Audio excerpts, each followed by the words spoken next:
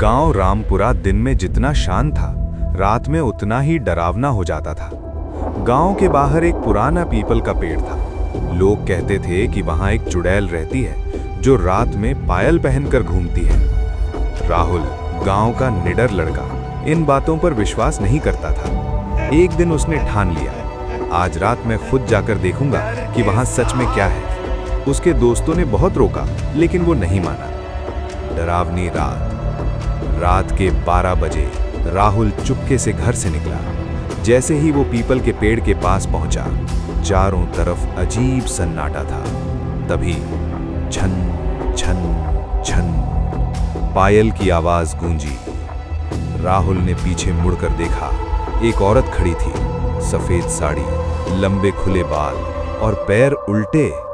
वो धीरे धीरे उसकी तरफ बढ़ने लगी और डरावनी हंसी हंसने लगी।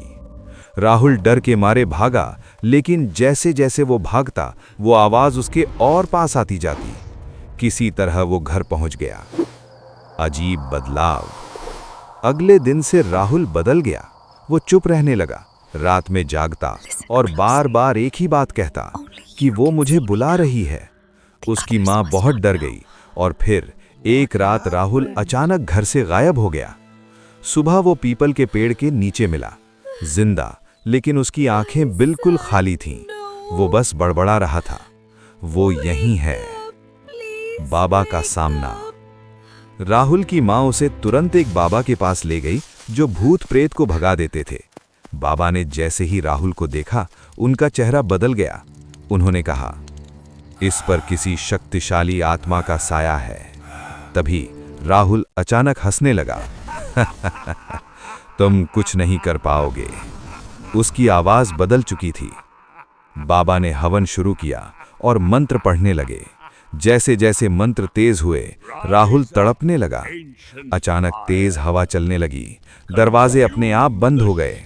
राहुल जमीन से ऊपर उठ गया। उसकी मां चीख पड़ी। राहुल के अंदर से आवाज आई, ये अब मेरा है। बाबा गुस्से में बोले, ये शरीर छोड़ दे। अचानक राहुल ने बाबा को जोर से धक्का दिया। आग भड़क उठी, माहौल और डरावना हो गया। बाबा ने पूरी ताकत से मंत्र पढ़े। राहुल जमीन पर गिरा, जोर जोर से कांपने लगा। फिर एक तेज चीख गूंजी और सब शांत हो गया। अंत या शुरुआत। कुछ दिन सब ठीक रहा। राहुल धीरे धीरे पहले जैसा होने लगा, लेकिन एक रात जब वो अकेला अपने कमरे में सो रहा था, उसे फिर वही आवाज सुनाई दी, छन छन छन। उसने डरते डरते आंखें खोलीं। कमरे के कोने में वही औरत खड़ी थी।